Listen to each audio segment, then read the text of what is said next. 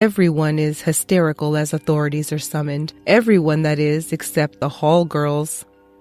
Jeremy says that throughout the entire encounter, the sisters were eerily calm, and even after their mother's body was discovered, behaved as if nothing out of the ordinary had just taken place. Pike County Sheriff's deputies arrived to a home where they realized they had just been earlier that same week. As it turns out, Erica had just had police out to the home, telling them that Amariyona and her 12-year-old sister had attempted to plow her down with her own car. At the time, Erica did not press charges and did not have the girls arrested. Following her death, Pike County Sheriff Kenny Cotton was just about at a loss for words. I hate that this has happened. It makes me think, what could I have done to make it different? The adults know. Family know. Got to do it different. They got to make charges on the loved one. Get them some help. The family is also stunned, and Erica's Aunt Robin recalled her interaction with the girls when she arrived at the scene. The girls, when I drove up, they was like, TT, we didn't do this.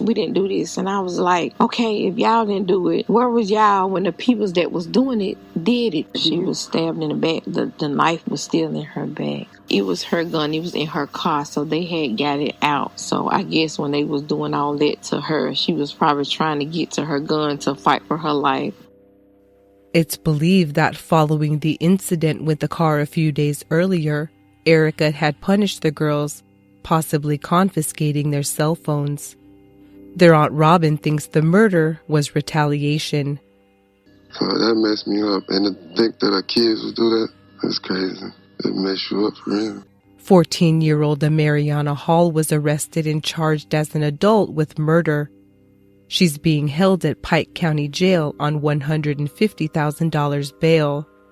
In Mississippi, if a juvenile over 13 commits certain crimes, they're automatically charged as adults. However, their case may end up moved to youth court. Her preliminary hearing has been rescheduled to February 12, 2019. Erica Hall's 12-year-old daughter was also arrested and is being held in juvenile detention. Her case will be sealed. Both girls are to undergo psychological evaluations before trial. Part 7. Unwelcome. Our final headline is from Wednesday, January 23, 2019, when around 8 p.m. in Uvalde, Texas, about 80 miles west of San Antonio, 29-year-old Sammy Amariyona was at home on Boone Street with her fiancé and her 2 kids. The family had enjoyed a nice day and had just barbecued earlier, where her fiancé was chattering excitedly about his upcoming boxing match.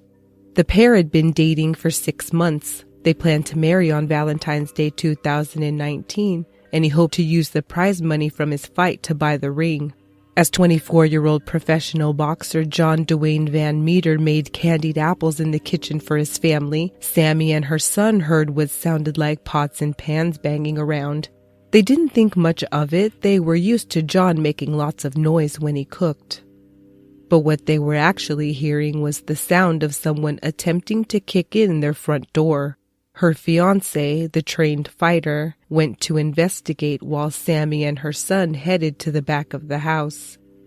John Van Meter had moved to Uvalde at 15 with his family. He'd been boxing since he was 2, his father training and enjoying the sport with him. Once in Texas, he started at Tree City Boxing and had been there for almost a decade.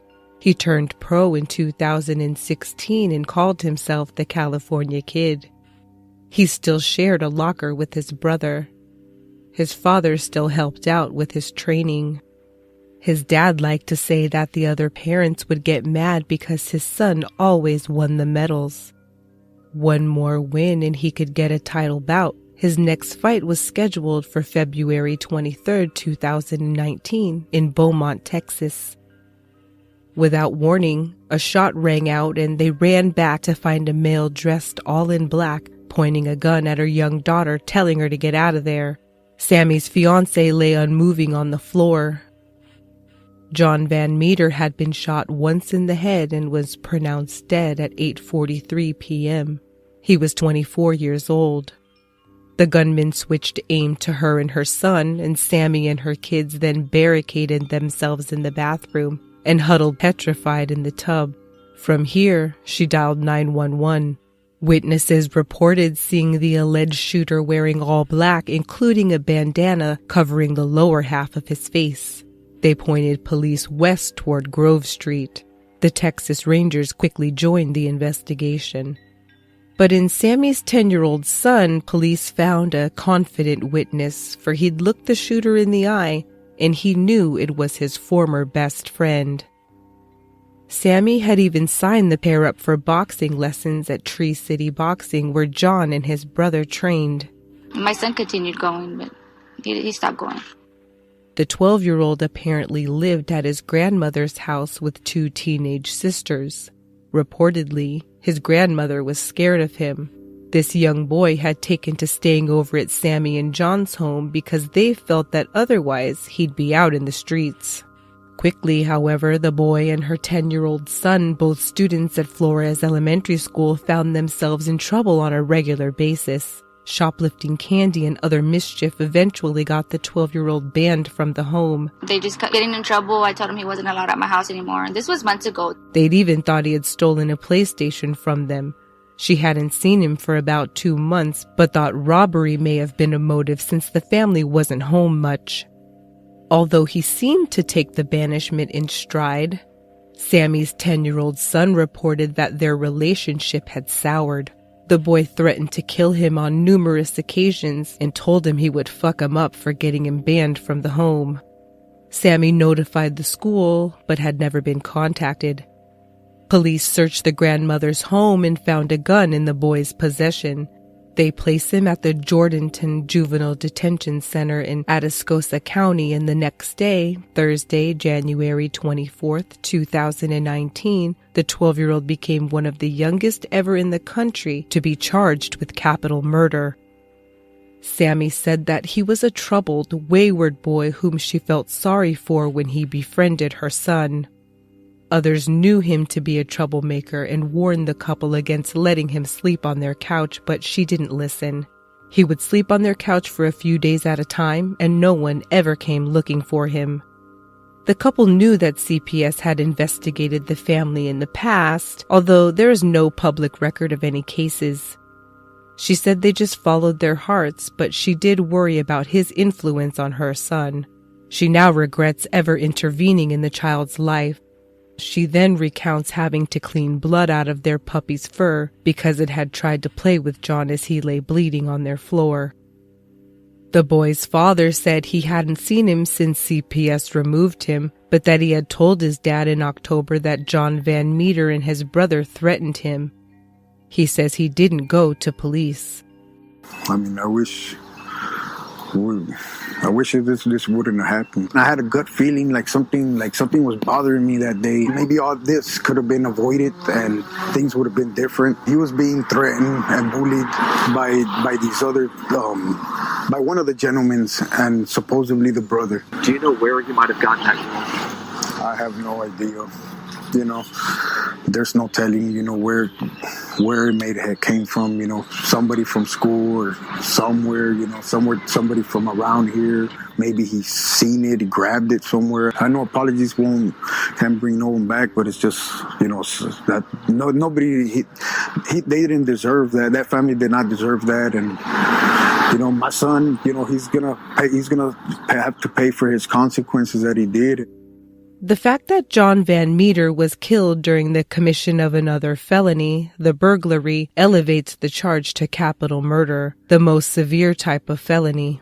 Adults charged with capital murder are eligible for the death penalty. However, juveniles have not been since 2005. The prosecutor in this case is requesting a de facto life sentence of 40 years in prison, which juvenile justice advocates argue negates any hope of meaningful rehabilitation. Had he been just 6 years older, he would be eligible for the death penalty as well. Whatever he receives, at the age of 19, he will be required to go before a judge who will determine how he will serve the remainder of his sentence. He could go on to adult prison, but he could also complete the remainder of his sentence paroled under supervision. John Dwayne Van Meter leaves behind a 3-year-old son, a 2-year-old daughter, his fiancée, her kids, his brother, father, family, friends. Gone so senselessly is a man said to have a true heart of gold and an amazing spirit, a devoted mentor. There will be no Valentine's Day wedding, no title bout in the future. Boxing clubs across the region shared condolences and support. Tree City Boxing closed until after they could bury their friend. By then, John's fiancée Sammy said his family had completely shut her out. His family is not speaking to me. They blame me for it. His father, also John Van Meter, was interviewed wearing the gloves his son won his last match with, looped proudly over his neck. He recalled that he'd had to work, so he'd missed getting to help coach him through that fight last November 30th, 2018. After winning, the younger Van Meter said into the mic that he just wished his dad was there to see it.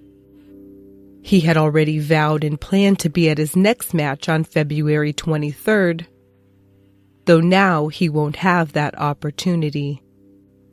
Per Texas family code, juveniles do not receive bond. The 12-year-old has been in custody since January 24th, and a detention hearing is scheduled soon to determine if he will remain in custody or be turned over to his parents as his court case continues. If you need a free safety kit for your gun, which includes a cable-style gun lock, visit projectchildsafe.org. Absolutely free. There's very little excuse not to if you need to.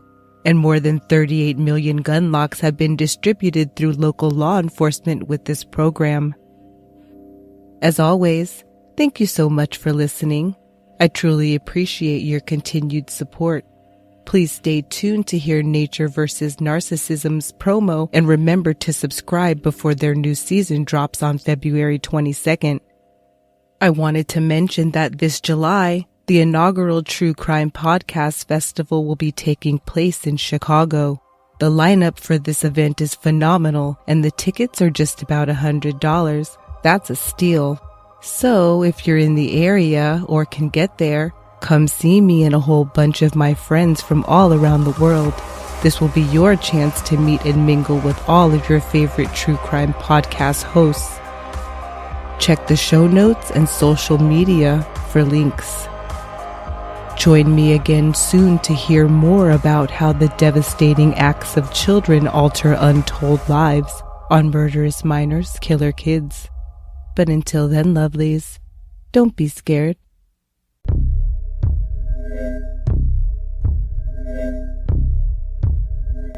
I'm Heather. And I'm Rochelle. And we're the hosts of Nature vs. Narcissism, a true crime podcast mixed with some dark humor. Sometimes we have alcohol. Sometimes we have guests. Sacramento, California. Canton, Michigan. Green River, Honolulu, Hawaii. Omaha, Nebraska. Niagara, North Dakota. Gloucester, United Kingdom. Dakota County, Wyoming. Epizoyucan, Hidalgo, Mexico. Flint, Michigan. Boston, Massachusetts. Phoenix, Arizona. Woodruff, South Carolina. Edmonton, Georgia. Hudson Valley, New York. In Season 2, we will examine notorious killers in cities across the globe from A to Z. We'll delve into their criminal history as well as their upbringing to try to determine why these killers commit these violent acts. Was it nature? Was it nurture? Or was it plain old narcissism? Find us on your favorite podcast streaming service. Or visit murder.ly.